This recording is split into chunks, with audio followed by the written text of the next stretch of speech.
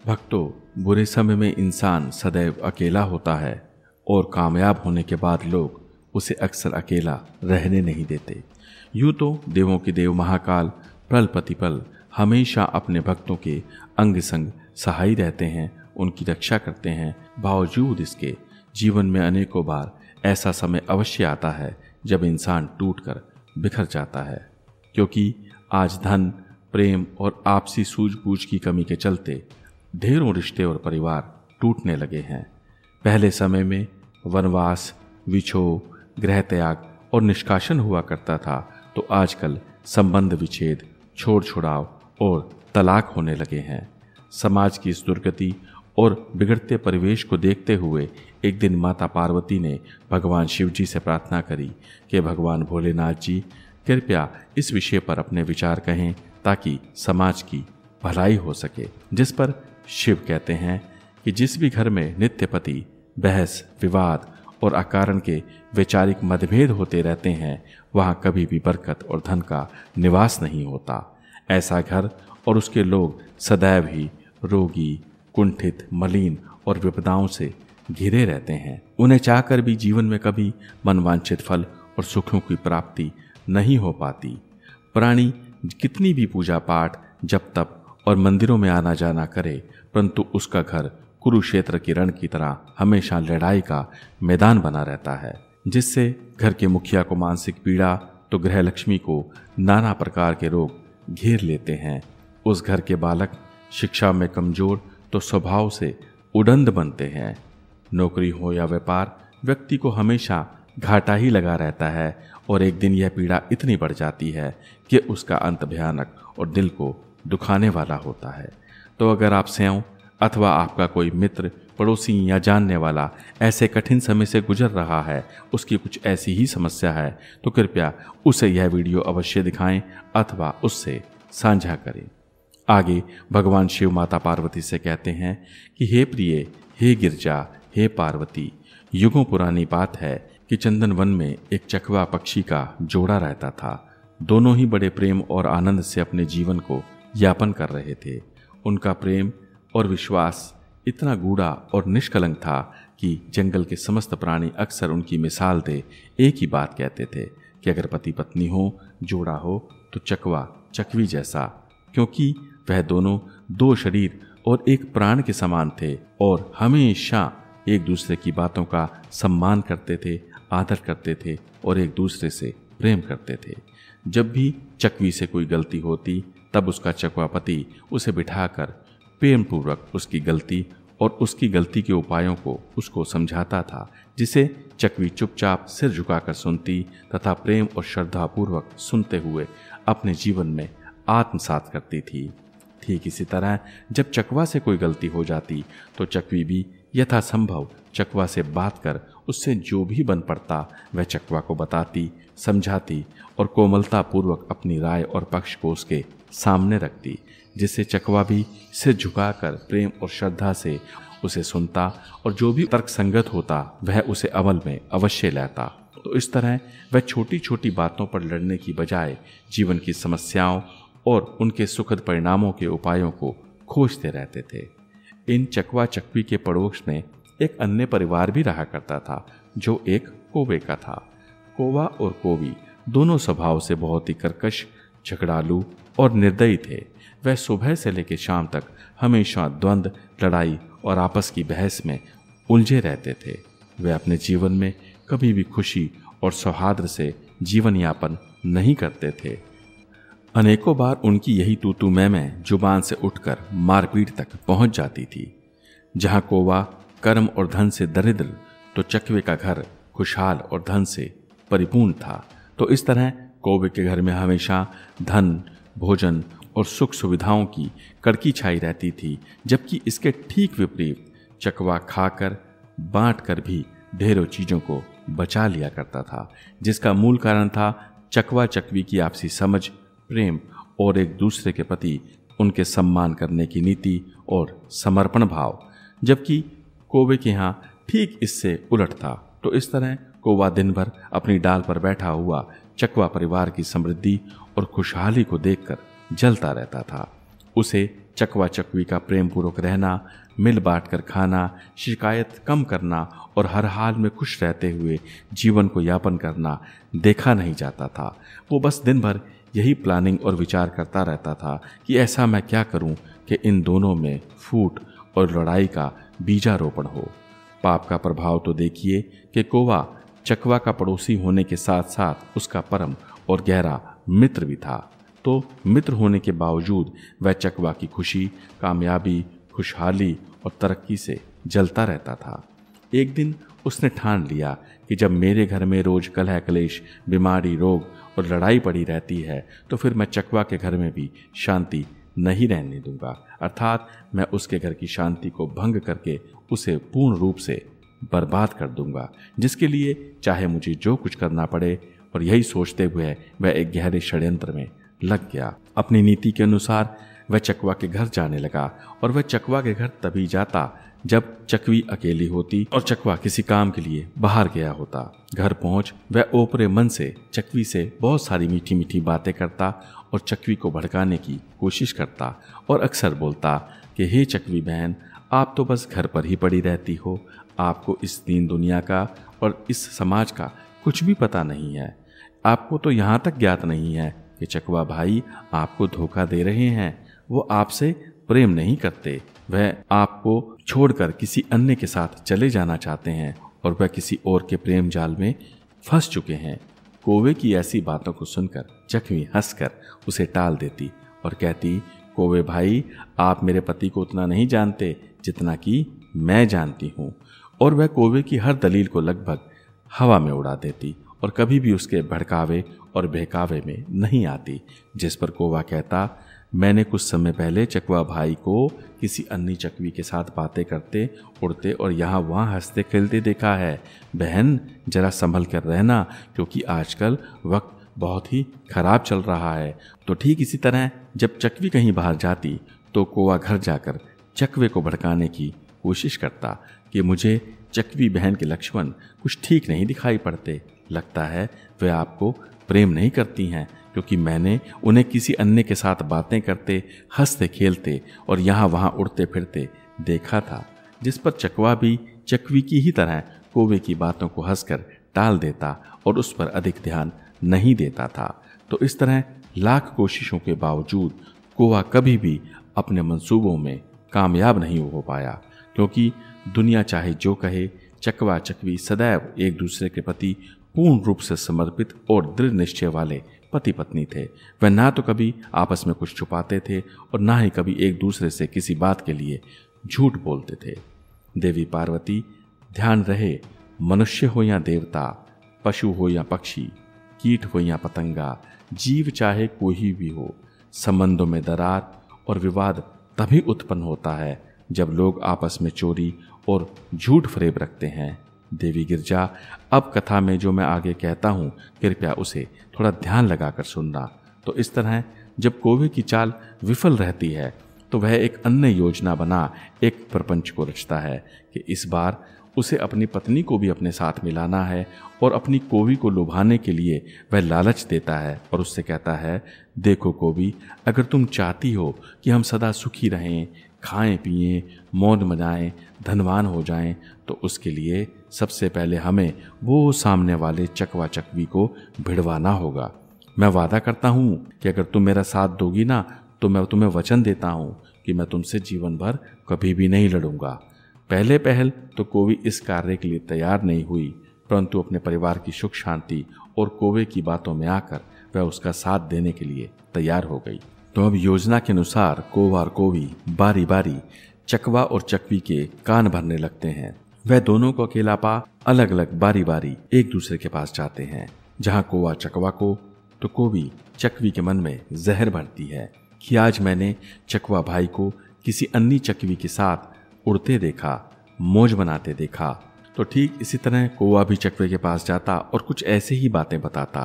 तो अब हालात ये थे कि बेचारे चकवा चकवी पर दो तरफा हमला होने लगा था, जिससे वह दोनों काफी समय तक सिरे से नकारते रहे तथा कौवा और कौवी की बातों में नहीं फंसे। लेकिन गुणीजन बताते हैं कि जब आप एक ही बात को बारंबार और लगातार जीवन में दोहराते रहते हैं तो फिर वह अपना असर दिखाने लगती है। इससे कोई फर्क नहीं पड़ता कि वह बात सकारात्मक है अथवा नकारात्मक। एक ना एक दिन वह बात आपके दिमाग में घर करने लगती है और उसका रंग नजर आने लगता है, उसका फल आपको मिलने लगता है। तो ठीक ऐसा ही अब चकवा चकवी के साथ भी होने वाला था। कोवी की मीठी मीठी बातों में आकर अंततः एक दिन चकवी फिसल जाती है और अपने सहज स्वभाव से यह मानने लगती है कि भला कोवी को मुझसे क्या लालच, वह तो खुद अपने पति की सताई हुई है, शायद इसलिए वह मेरे दर्द को समझती है और मेरा भला चाहती है और बारंबार मुझे चेता रही है ताकि मेरा घर भी बसा रहे और कहीं उजड़ ना जाए, हमारी लड़ाई झगड़े शुरू ना हो जाए। तो इस तरह कोवी के जाल में फंस चकवी के मन में जहर पनपने लगता है और उस पर उन दोनों कोवा कोवी का रंग चढ़ने लगता है। ठीक इसी तरह एक दिन चकवा को भी लगता है कि कोवा ठीक ही कहता होगा, कोई न कोई बात तो अवश्य होगी, वरना कोवा तो मेरा मित्र है, भला उसे मुझे पीड़ा देकर क्या लाभ होने वाला है। तो इसी तरह बीतते वक्त के साथ चकवा और चकवी में गलतफहमियां बढ़ने लगती हैं। देवी पार्वती, अब जो कहने जा रहा हूं उसे जरा और ध्यान से सुनो। कहते हैं, गिरे खोती ते गुस्सा कुम्हार उत्ते, अर्थात एक व्यक्ति गधे की पीठ से खुद ब खुद अपनी गलती से नीचे गिर पड़ा, लेकिन बजाय गधे को कुछ कहने के वह गधे के मालिक अर्थात कुम्हार पर अपना गुस्सा निकाल रहा है। कहने का भाव कि जब भी इंसान और रिश्तों में कुछ तल्लखी अथवा गुस्सा होता है तो इंसान लड़ाई के मुद्दों को छोड़ मन में पनपते जहर को उगलने लगता है और बातों ही बातों में दिल की वो भड़ास निकाल बैठता है जो गलतफहमी, अफवाह और झूठ के चलते उसके दिल में दफन होती है। कहते हैं, एक दिन चकवा चकवी में किसी बात को लेकर ठन गई। बात तो बहुत मामूली थी, परंतु पनपते जहर के चलते चकवा ने आवेश में आकर चकवी से कह ही डाला कि अब तुम मुझसे पहले वाला प्रेम नहीं करती और मैंने तुम्हें किसी अन्य के साथ यहाँ वहाँ उड़ते फिरते देखा है। ये क्या माजरा है, जरा बताओ तो।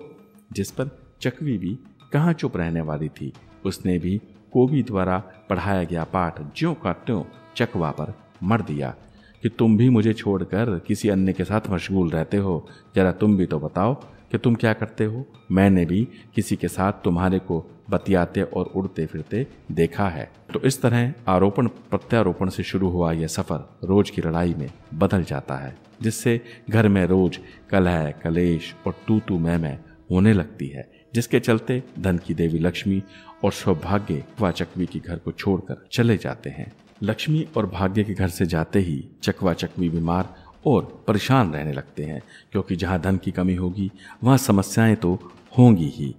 तो अब उनका घर अन्न, सुख और बाकी चीज़ों से खाली होने लगता है और उनके जीवन में मानसिक अशांति और परेशानियां बढ़ने लगती हैं। खोजने जाओ तो उन्हें दाना नहीं मिलता और जब वह खाने के लिए बैठते हैं तो उनमें आपस में लड़ाई होने लगती है। हालात यूं हो जाते हैं कि लगता है प्राणी कहीं से कूदकर अपने प्राणों को त्याग दे। देवी पार्वती, मनुष्य के जीवन में भी यही कुछ होता है। जहां गलतफहमी हुई नहीं कि बसा बसाया घर उजड़कर बिखर जाता है और जिस दिन चकवा चकवी पूरी तरह से बर्बाद हो जाते हैं, उस दिन चकवा को एक दिन बैठे बैठे ये ख्याल आता है कि हो ना हो हमारी इस हालत का कारण हमारा आपस में लड़ना और बहसबाजी ही है। जबकि दूसरी ओर कोवा और कोवी चकवे के इस हालत को देखकर और टूटते बिखरते परिवार को देखकर प्रसन्न होते हैं, और होते भी क्यों ना, क्योंकि उनकी जो भी योजना थी वो अंततः कामयाब रही। गहन विचार और दिल को पक्का कर चकवा विनम्र भाव से चकवी के पास जाता है और कहता है कि हे प्रिय चकवी, मुझे लगता है कि हमारी इस दुर्दशा का मूल कारण कोई और नहीं, हम दोनों स्वयं ही हैं, क्योंकि जिस दिन से हमने आपस में मन मुटाव और बहस को करना आरंभ किया है, उस दिन से माता लक्ष्मी और हमारा भाग्य हमें छोड़कर इस घर से चले गए हैं, वो हमसे रूठ गए हैं और उसी दिन से हमारी बर्बादी आरंभ हो गई है। तो जो लोग हमारी मिसालें दिया करते थे, आज वही हमारा उपहास और मजाक बना रहे हैं। अतः हमें इस विषय पर सोचना चाहिए और मिल बैठकर समझदारी से काम लेना चाहिए। चकवी की बात को सुन चकवी को भी एहसास होता है कि मेरा गुणवान और समझदार पति, जो कभी भी झूठ और मिथ्या भाषण नहीं करता और ना ही जीवन में कभी किसी का बुरा सोचता है। मुझे उसकी बातों को समझना होगा और उस पर विचार करना होगा। तदुपरांत चकवी चकवा से माफ़ी मांगती है और कहती है कि हे नाथ, हे प्रिय चकवा, बताएं कि अब हम क्या करें। ऐसा अब हम क्या करें कि हमारे जीवन की खुशियां हमारे पास लौट कर वापस आ जाएं। जिस पर चकवा चकवी से कहता है, प्रिय, वन के निकट वाली गुफा में एक सिद्ध पुरुष का आश्रम है, जहाँ सैकड़ों लोग अपनी शंकाएं लेकर आते जाते हैं और निदान को पा खुशी खुशी घर को लौट जाते हैं। भोजन की तलाश में मैं वहाँ पर काफ़ी बार गया हूँ और वहाँ के नज़ारे को मैंने देखा है, अतः हमें वहाँ जाना चाहिए। तदुपरांत चकवा चकवी आश्रम पहुँच बाबा के सामने जाकर बैठ जाते हैं और जब बाबा आंखें खोलते हैं तो रोते हुए वह उन्हें अपनी सारी व्यथा कह सुनाते हैं। सारी व्यथा को सुनकर सर्वप्रथम बाबा उनसे एक वचन लेता है कि वह जो भी उपाय बताएगा उसे चकवा और चकवी दोनों को निष्ठापूर्वक निभाना होगा और यह उपाय हर वो व्यक्ति भी कर सकता है जो जीवन पर्यंत सुखी, खुश और धनवान रहना चाहता हो। आगे बाबा निम्न 5 बातों का वर्णन कर चकवा और चकवी को उपाय और शिक्षा दोनों देते हैं। अतः देवी पार्वती, आप भी इन 5 बातों को ध्यान से सुनिएगा। इतना कह भगवान शिव जी ने आगे कहना आरंभ किया। पहली बात, पड़ोसी हो या रिश्तेदार, जो आपके रिश्ते और दिल के निकट हों, उससे प्रेम बनाने के साथ साथ पूरी सावधानी हमेशा रखें, क्योंकि जो भी आपको अच्छे से जानता और पहचानता होगा, मौका आने पर वह निज स्वार्थों के चलते आपको नुकसान दे सकता है। वो कहते हैं ना, घर का भेदी लंका ढाए, तो बस ऐसा ही कुछ आप इसको मान कर चल सकते हैं। इसलिए जीवन में कभी भी अपनी गुप्त बातों, जानकारियों, विचारों और गुणों को अपने रिश्तेदारों और मित्रों से साझा नहीं करना चाहिए, क्योंकि वक्त, हालात और ज़रूरतों के हिसाब से दुनिया अपना चरित्र बदलती रहती है। दूसरी बात, जीवन में अपने मित्र एवं जानने वालों के सामने कभी भी धन, खुशहाली और अपने सुख का दिखावा कभी मत करना। भले ही आपकी जेब में लाखों रुपए अथवा गिन्नियाँ पड़ी हों, बावजूद इसके आप सामने वाले को ये कभी भी मत जताना कि आप मौज और खुशी में हो और आपको किसी चीज़ की कोई कमी नहीं है, क्योंकि ऐसा करने से सबसे पहले तो सामने वाले को जलन होने लगती है तथा आपको भी बुरी नज़र लगने की संभावनाएं बढ़ जाती हैं। अक्सर लोग कहते हैं कि ये मन का वहम होता है, लेकिन ऐसा सत्य नहीं है। कहते हैं जिसके सिर पर पड़ती है उसे ही पता लगता है।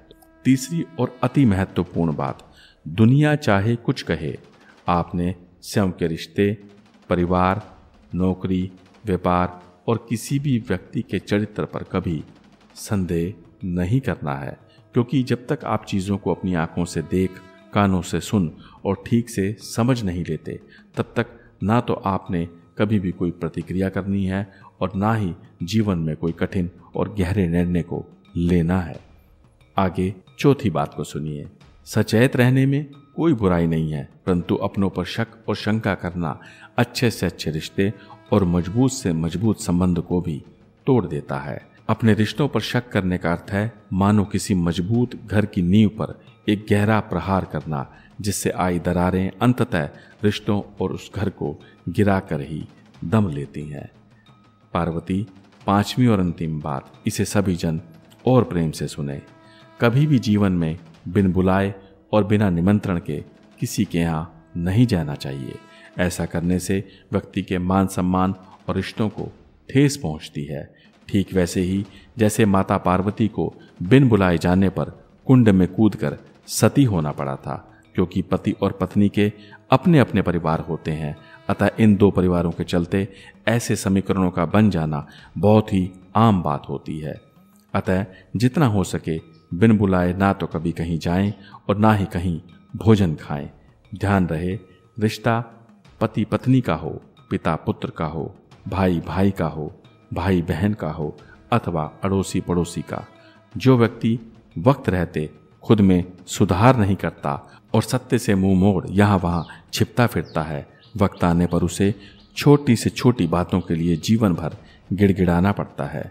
तो देवी पार्वती, चकवा चकवी की इस कथा से हमें यही सीख मिलती है कि हमें सदैव प्रेम और विश्वास की डोरी से रिश्तों को बांध कर रखना चाहिए।